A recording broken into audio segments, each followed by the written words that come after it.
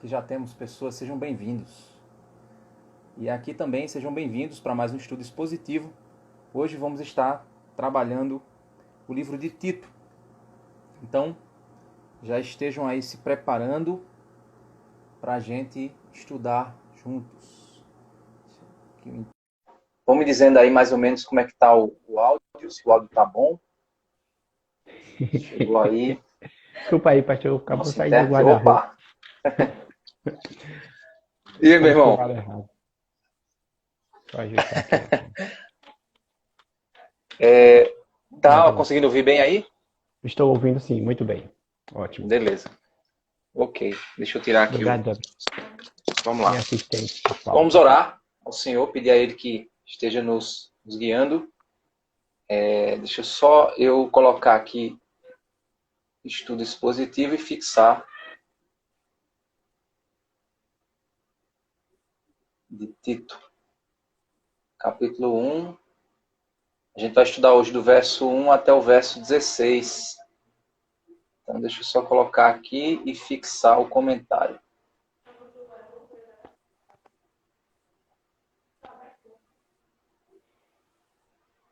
Pronto, fixei o comentário. Porque aí quando o pessoal vai entrando, aí eles já sabem mais ou menos o que é que a gente está estudando aqui. Ok, gente? Então vamos lá. Vamos orar ao Senhor. Pedir a Ele que esteja nos capacitando nesse momento. Oremos. Senhor Deus, Pai amado, Deus santo, misericordioso, obrigado, Pai, por tua bondade e graça. Fala conosco, Pai, através da tua palavra santa, Senhor. Nos orienta, Pai, para que nós possamos crescer em teus caminhos. É isso que te pedimos e agradecemos, Pai, por tudo, em nome de Jesus. Amém. Bem, começando aqui o nosso estudo expositivo, a gente vai ver hoje Tito, capítulo 1, do verso 1 ao 16. E ontem, de certa forma, a gente já viu do verso 1 ao verso 4. Mas a gente vai só lê-lo agora, né, rapidamente, para a gente poder passar mais para frente.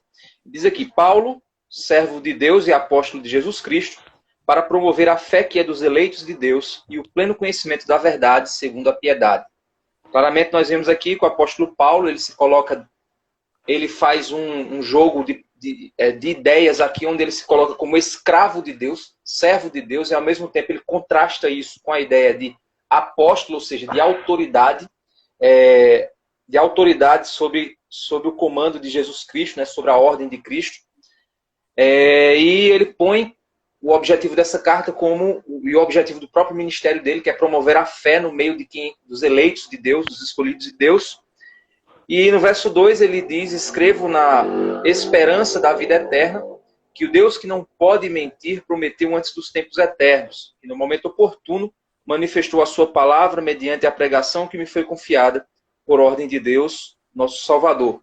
A Tito, verdadeiro filho, segundo a fé comum. Então, a quem é endereçada, né, essa carta é a Tito. E aí ele continua dizendo que a graça e a paz da parte de Deus, Pai, e de Cristo Jesus, nosso Salvador, esteja com você. Na sequência, ele entra aqui então no verso 5, quando ele diz, foi por esta causa que deixei você em Creta. Então, ele, numa das viagens missionárias, ele passou por Creta e deixou Tito naquela cidade.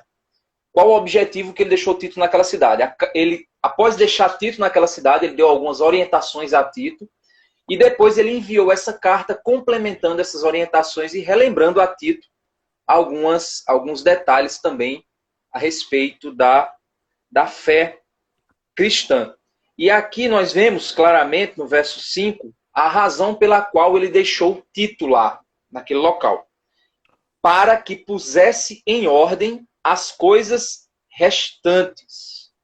Então, primeira missão de Tito naquela cidade era colocar em ordem as coisas restantes. Então, era organizar as igrejas, era estruturar as igrejas, organizar de modo que as igrejas ficassem bem estruturadas. Para quê?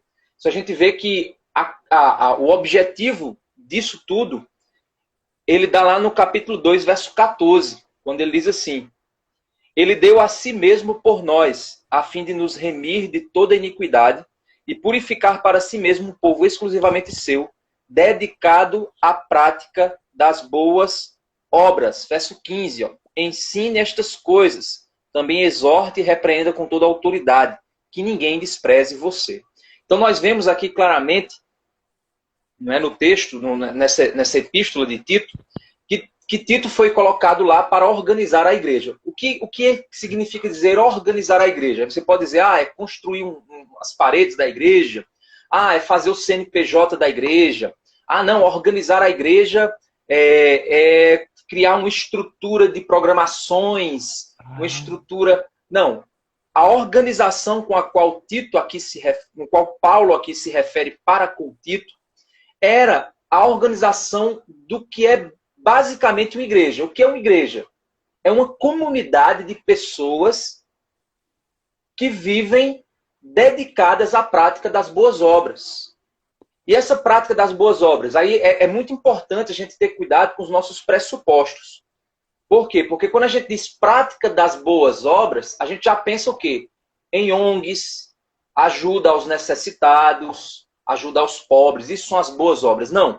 A prática de boas obras é uma vida cristã piedosa, é uma vida cristã santa, é uma vida cristã que testemunha a transformação de Cristo a partir da minha vida. Isso é uma vida de boas obras, isso é uma vida de boas práticas. Então, a comunidade cristã, uma igreja, é uma comunidade que vive um estilo de vida que evidencia as obras de Cristo, as boas obras de Cristo.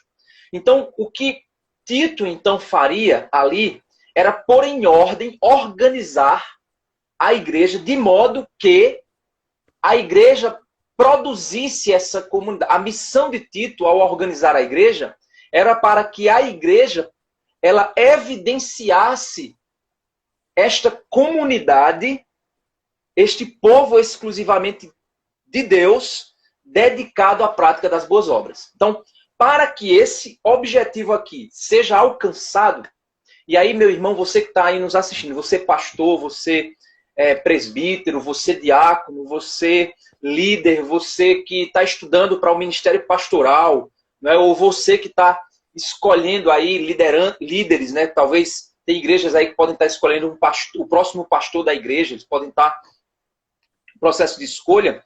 Qual é o objetivo final? O que é que uma igreja precisa evidenciar? Foi o que a gente leu aqui. Um povo exclusivamente do Senhor, purificado, dedicado à prática das boas obras. Mas para que eu alcance o que capítulo 2, verso 14 está dizendo, eu preciso entender o que é que Tito, então, está falando a respeito, o que é que Paulo, então, está orientando Tito. O que é que Tito precisa pôr em ordem? O que é que Tito precisa organizar? Vamos continuar lendo. Então, a primeira razão com a qual Tito foi deixado em Creta foi para que pusesse em ordem as coisas restantes, primeiro. Segundo, bem como, então, é também a mesma coisa, em cada cidade constituísse presbíteros, conforme prescrevia a você. Então, a primeira coisa para você colocar uma igreja em ordem é ter uma liderança espiritual para essa igreja, ou líderes. Uma liderança ou mais de uma liderança. É ter presbíteros, é ter pastores, é ter pessoas que liderem a igreja espiritualmente, que guiem a igreja espiritualmente. Então, isso aqui é o ponto onde Paulo disse, Tito, você vai ficar aí em Creta para organizar as igrejas. E uma das coisas que você vai pôr em ordem nas igrejas é o estabelecimento de presbíteros, de líderes espirituais para essas igrejas. E aí ele começa a dizer como é que eu tenho que escolher um pastor, um líder, um presbítero, uma liderança espiritual para a igreja. E ele diz, conforme eu prescrevi a você, como é que então tem que ser um líder espiritual, um pastor, um presbítero para a igreja? Aí ele vai dar as características. Alguém que seja irrepreensível, marido de uma só mulher, que tenha filhos crentes que não são acusados de devassidão, nem são insubordinados, porque é indispensável que o bispo... Olha, interessante, ele chamou presbítero lá em cima, agora aqui ele já chamou bispo. Olha só. Porque a palavra presbítero e bispo tem a mesma aplicação dentro do texto, certo? No entanto, a palavra presbítero está muito mais ligado à ideia de ensino, não é? Alguém com uma capacidade de ensino. E o bispo está muito mais ligado à ideia de alguém com uma capacidade de liderança, de supervisão, certo? Então, isso são detalhes. Existe muita discussão a respeito desses termos. Eu não vou entrar no mérito aqui, né, da discussão entre os termos presbítero, bispo, pastor, quais são as diferenças, certo? Então, aqui ele diz aqui, é indispensável, eu acho que tá dando problema na internet aí de Damásio. Tá tranquilo aqui, pastor. Eu tô conseguindo ouvir. Tá ok? Tá tranquilo. Tá ok, tô ouvindo. Tá conseguindo tranquilo. me ver, Damásio? Sim, tô vendo. Ok. É porque tava falhando. Não, Ok, tá, voltou tá ao certo. normal. Então, vamos lá. Então, ele diz aqui, hein, é indispensável que o bispo, por ser encarregado das coisas de Deus, seja irrepreensível, não arrogante, alguém que não se irrita facilmente, não apegado ao vinho, não violento, nem ganancioso. Pelo contrário, o bispo deve ser hospitaleiro, amigo do bem, sensato, justo, piedoso, deve ter domínio de si, ser apegado à palavra fiel, que está de acordo com a doutrina, para que possa exortar pelo reto ensino e convencer os que contradizem este ensino. Olha que interessante. Então, o grande problema hoje, irmãos, é porque o ministério pastoral, eu vou falar assim, ministério pastoral, certo? O ministério pastoral, ele compreende o pastor, presbítero, o bispo, vamos juntar esse pacote aqui num termo só, certo? Porque eu sei que tem igreja que presbítero é uma coisa, pastor é outra, bispo é outra, certo? Eu não quero entrar nesse mérito aqui, eu quero que a gente entenda o sentido do que o texto aqui está nos dizendo, certo? Mas vocês percebam que ele usou a palavra presbítero e bispo na mesma sentença, se referindo à mesma pessoa, certo? Então, vamos juntar o pacote aqui. E eu quero chamar aqui de ministério pastoral, que compreende os bispos, presbíteros, pastores, ou dependendo da denominação que você tiver, são as pessoas que guiam, lideram e ensinam a igreja, certo? É esse o sentido, ok? Lideram, guiam, ensinam a igreja, protegem a igreja. O ministério pastoral, a Bíblia já definiu quais são os pré-requisitos para o ministério pastoral. Estão aqui definidos. 1 Timóteo, capítulo 3, já diz isso também. Tito, capítulo 1, a partir do verso 6, também diz a mesma coisa. O grave problema hoje das igrejas é porque as igrejas elas estão escolhendo pessoas intelectualmente extremamente capazes, mas elas estão deixando de olhar o caráter da pessoa. Vamos dividir aqui essas características em 3 tipos de características. 3 tipos de características, certo? O primeiro tipo está no verso 6 e 7. São características de maturidade. Maturidade, certo? Vamos chamar assim, características de maturidade. Tito, capítulo 1, versos 6 e 7. Quais são as características para um ministério pastoral, segundo a Bíblia, que diz respeito à maturidade? Aqui, alguém que seja irrepreensível, ou seja, é alguém que pode repreender sem ser repreendido. Ele não está dizendo aqui alguém sem pecado, não é isso, certo? Isso é muito importante, esse detalhe, certo? O que é alguém irrepreensível? Alguém que não facilmente alguém vai meter o dedo na cara dele e dizer, e você faz isso assim? O pastor chega lá, o líder espiritual chega lá e vai repreender alguém porque essa pessoa maltrata a esposa. Aí o cara vai dizer, e você com a sua esposa? Ou então o cara diz, olha, você, rapaz, tá enchendo a cara, cara, faz... E você que também enche a cara? Então, assim, tem que ser alguém irrepreensível. Então, perceba, As características de maturidade, que estão no verso 6 e 7, dizem respeito ao caráter do líder espiritual, certo? Então, irrepreensível. Segundo, marido de uma só mulher. Aqui, pelo amor de Deus, ele não está fazendo referência à poligamia, porque poligamia já não era permitido no período em que o apóstolo Paulo estava aqui falando para as igrejas daquela época. A poligamia já não era algo aceito na sociedade, certo? Isso aí você pode olhar qualquer tipo de até mesmo aqui, ó, comentários dos mais diversos, comentários honestos, certo? Não está dizendo respeito à poligamia. Ele está dizendo a respeito de um homem casado uma vez. Ah, mas aí pastor, e aí o pastor que a mulher adulterou, ele se divorciou, e aí tem a cláusula de exceção. Eu não quero entrar nesse mérito. Eu tenho minha posição, ok, eu respeito quem não tem a mesma posição, mas eu tenho uma posição que eu entendo ser bíblica. O que ele está falando aqui, por que ele tá se referindo ao fato do pastor ser, do líder espiritual, ter que ser um homem de uma só mulher? Significa um homem fiel, um homem que cuidou de sua noiva, um homem que cuidou da igreja. Lembra que o marido deve amar a esposa como Cristo amou a igreja e se entregou por ela? Então, um homem de uma mulher só, ele não está fazendo referência a um homem viúvo, não, certo? O viúvo que casou de novo. Ah, ele agora tem duas. Não. Aqui diz respeito à capacidade que esse homem tem de ser fiel à sua esposa, de ser respeitoso para com a sua esposa, de tratar bem a sua esposa, porque ele tem que ser um exemplo de Cristo. Um tipo de líder que aponta para Cristo, para a pessoa de Cristo. Por quê? Porque ele tem que ser um líder da igreja, um exemplo dos fiéis. Lembra que Pedro diz isso? Que ele deve ser modelo para os fiéis. Ele não deve ser um dominador, ele deve ser um modelo para os fiéis.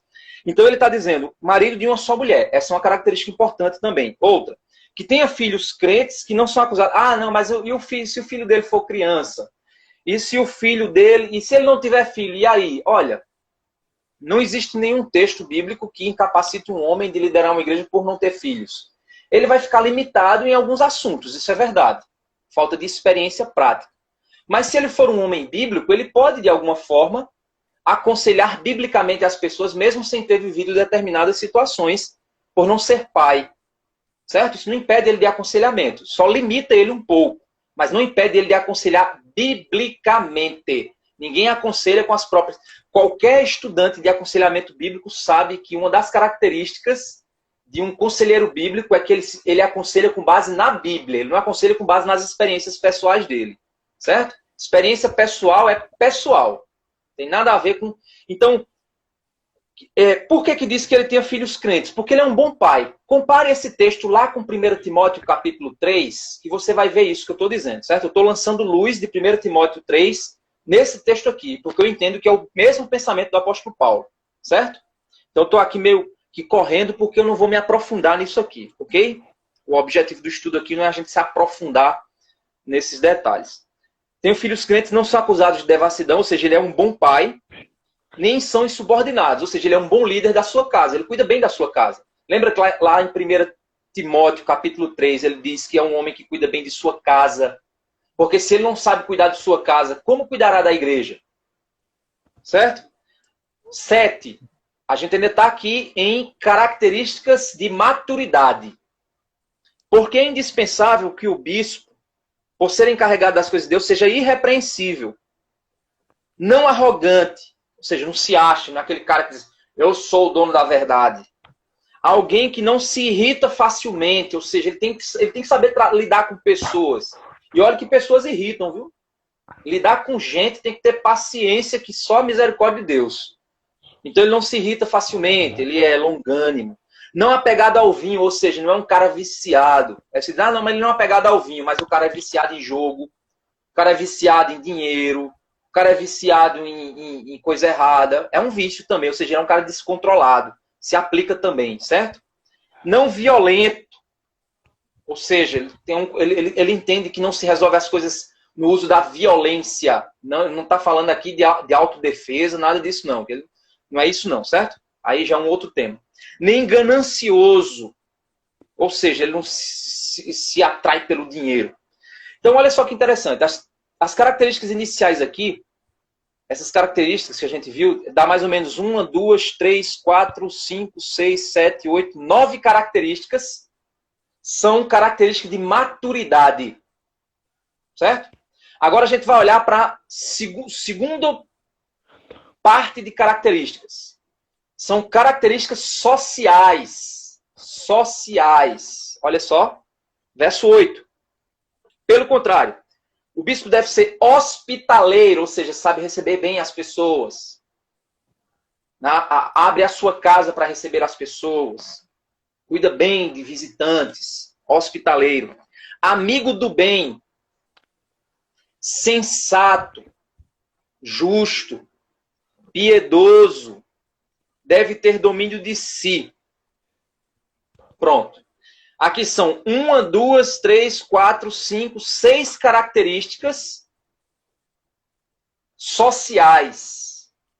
Então, percebam que a gente tem 6 características sociais. Vamos contar. 6, 7, 8, 9, 10, 11, 12, 13, 14, 15. Totalizando dá 15 características que dizem respeito ao caráter da pessoa, o que ele construiu na vida dele, o que ele vive na vida dele, resultado de quem ele é como ser humano, como fiel a Deus, como equilíbrio, como homem piedoso. Então a gente tem o quê? Eu esqueci a conta que eu fiz aqui, deixa eu contar de novo. 1, 2, 3, 4, 5, 6, 7, 8, 9, 10, 11. Guarda esse número, 16 características de caráter. Vamos olhar agora o terceiro grupo de características. Características doutrinárias. Verso 9. Ser apegado à palavra fiel. Ser apegado à palavra fiel. Vou repetir. Ser apegado à palavra. Palavra. Bíblia. Escritura. Palavra. Fiel. Ele luta pela fidelidade à palavra. Ele deseja ser fiel à palavra. Ele pode não acertar em tudo, mas ele luta pela fidelidade à palavra. Que está de acordo com a doutrina. Por que ele tem que ser assim? Para que possa exortar pelo reto ensino, ou seja, motivar as pessoas ao ensino correto das Escrituras, ao aprendizado correto das Escrituras. Segundo, por que ele tem que ser uma pessoa bem doutrinada, que ama a palavra? Convencer os que se contradizem. Essa é a consequência. Ou seja, buscar convencer os que estão se desviando da verdadeira doutrina e mostrando para eles, olha, essa doutrina está errada. A doutrina correta é essa. Olha o que a palavra está ensinando. Olha o que a palavra está mostrando. Certo? Então, perceba que eu tenho agora uma característica de conhecimento e uma característica de capacidade de debate, de ensino, capacidade de ensino. Então eu tenho o quê? 2 características voltadas para pregação, ensino, doutrina. E 16 características voltadas para o caráter do sujeito, o coração do cara, quem ele é. Por que as igrejas são tão vazias hoje em dia? Porque elas têm pastores que têm muito conhecimento, muita capacidade de pregação, fala muito bonito, mas não tem caráter. São homens sem caráter. São homens sem vida. São homens sem testemunho. São homens sem nada daquilo que significa uma vida piedosa. Então, meu querido, meu irmão, você pode ser um pregador fantástico no púlpito. Você pode falar palavras inefáveis que ao homem não é lícito pronunciar. Você pode falar palavras de uma homilética extremamente capacitada, mas você só é um pastor conforme a Bíblia se você tiver caráter. Então, igrejas, não se enganem. Seu pastor prega bonito, seu pastor fala muito bem, Seu pastor até usa Bíblia. Usa? Não, ele usa Bíblia. Mas quando ele desce do púlpito, a Bíblia que ele pregou, ele aplica na igreja. Existe disciplina eclesiástica na igreja. Existe. A igreja vive a disciplina. Existe ensino.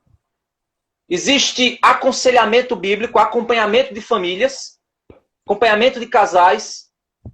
Existe, convive, esse pastor convive com as pessoas, aconselha as pessoas.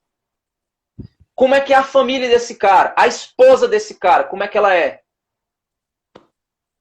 Ela se envolve na igreja?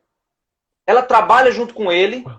Ou é aquela madame lá que fica toda chique, na ponta dos pés, é a sua esposa do pastor? É assim que ela funciona? É assim? Como é que são os filhos desse cara? E aí? Porque isso mostra quem ele é dentro de casa. Então, nós temos aqui 16, 17, 18 características para o ministério pastoral. Das 18 características, 16 são de caráter. 2 são de conhecimento teológico. Então, meu irmão, meu amigo,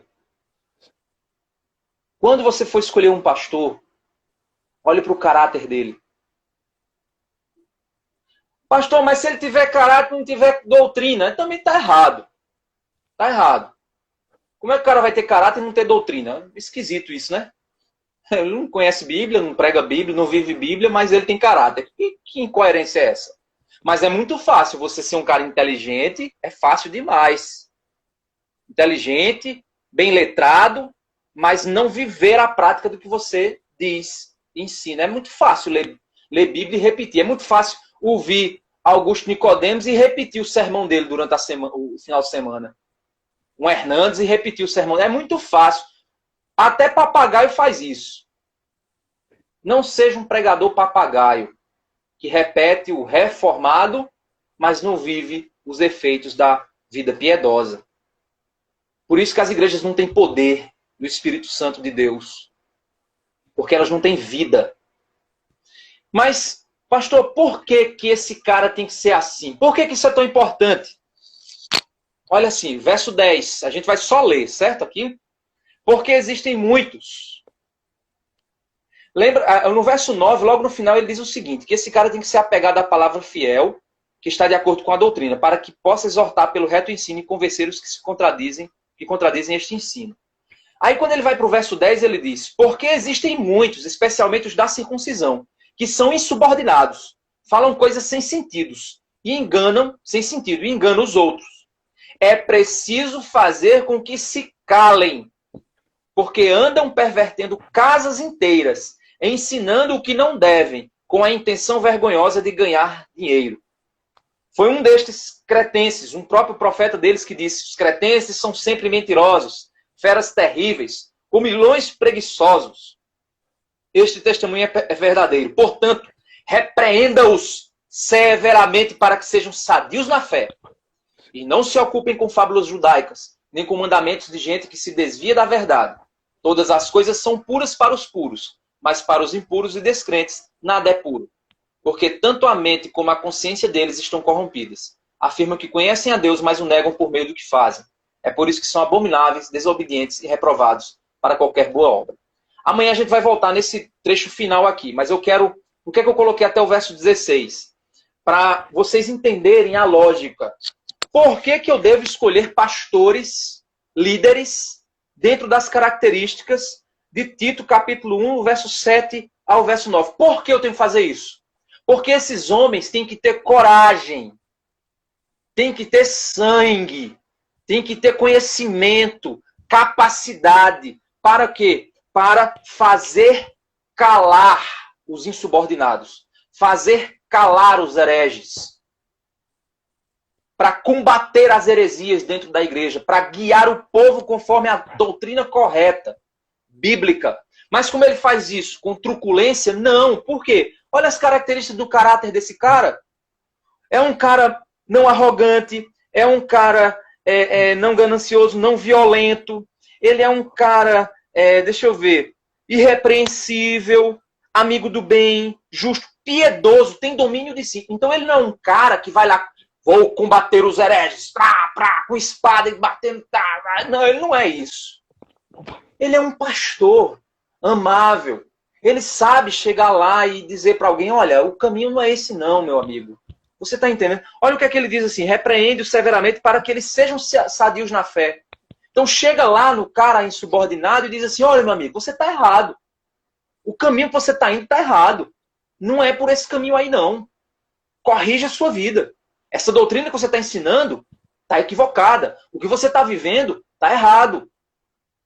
Então, qual é a missão de um pastor, gente? Dentro daquilo que Tito está falando aqui. Guiar a igreja segundo o ensino correto das Escrituras. Uma pessoa de caráter. Um homem piedoso. Um homem que ama o rebanho ao ponto de guiar o rebanho. Com muita paciência. Tanto para aqueles que aceitam a orientação dele, quanto aqueles que não aceitam a orientação dele. Mas ele precisa estar ali para guiá-los. Ele não está ali para alimentar o povo com docinhos, com salgadinhos, com coisinhas divertidinhas. Não, ele está ali para alimentar o povo com a comida correta. Para quem é pai, vai entender o que eu estou dizendo. A coisa mais difícil do mundo é você fazer seu filho comer feijão com arroz. Porque ele vai dizer, de novo, feijão com arroz. Se fosse pizza todo dia, seu filho ia amar. Você ia ser o melhor pai do mundo. Mas com um mês, o seu filho ia estar anêmico, doente. Você é um bom pai fazendo isso, dando o que ele quer? Não, você é um bom pai dando o que ele precisa. Então, um bom pastor é o cara que fica, olha, você vai só alimentando o povo com docinhos, com pisca-pisca, brilhozinho, luzinha, festinha, eita, esse cara é muito legal, ele é muito legal, é um pastorzão. Ele não é, ele é um safado, ele é um pilantra, ele é um enganador, ele está com medo de perder o emprego dele.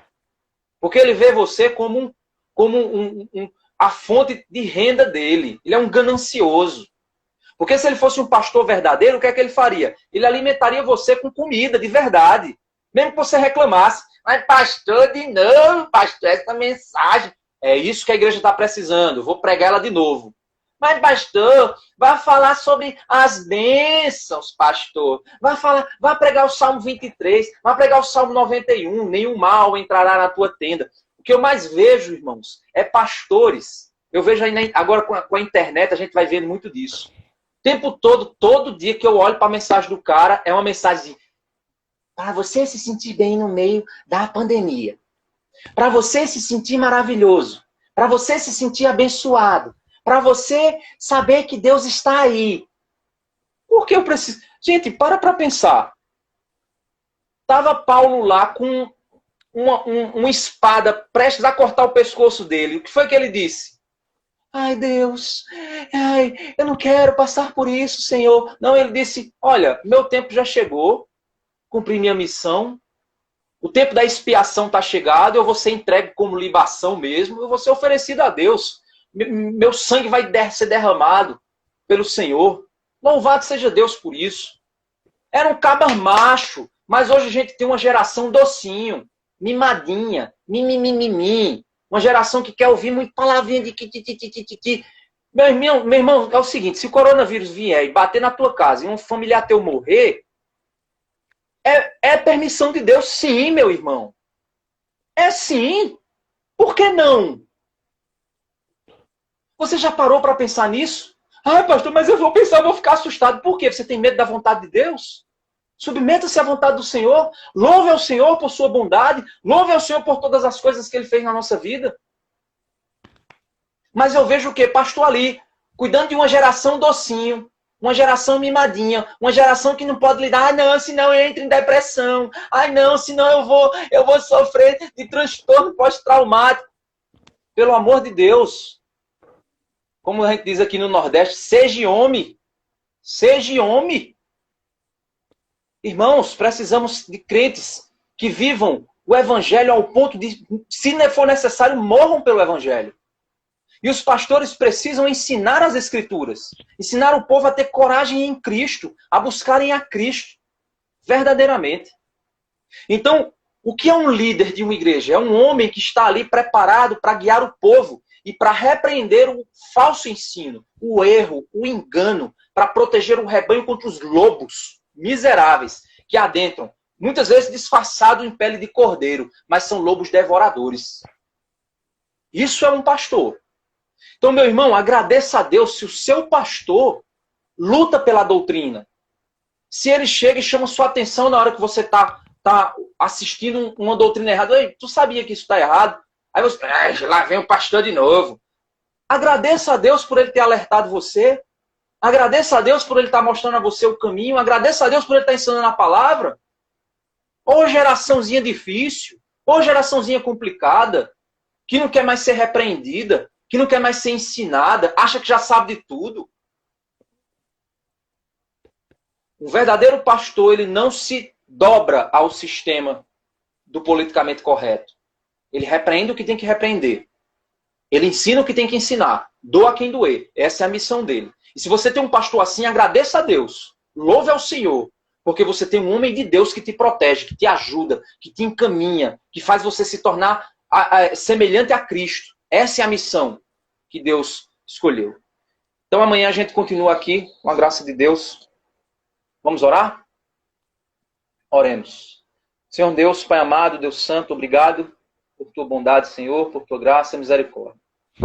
Nos ajuda, Pai, a termos pastores fiéis a Ti, Senhor. Comprometidos com a verdade, Senhor, que repreende aqueles que estão perdendo o caminho, perdendo a doutrina, para que eles sejam sãos, sadios na fé, Senhor. Nos ajuda, Pai, a sermos uma igreja saudável. É isso que te pedimos em nome de Jesus. Amém. Então, gente, passei aí 7 minutos aí do que eu tinha planejado, mas Deus abençoe, mas ajudou aqui a fechar o pensamento. Aí amanhã a gente volta e vamos ver a partir do verso 10 o que seriam esses pensamentos desses ímpios, né, desses hereges, segundo Paulo está dizendo, é preciso fazê-los calar, calem-se, seus hereges.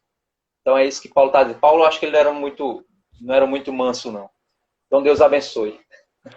Até mais, Dadá. Deus abençoe, meu irmão. Até mais, pastor.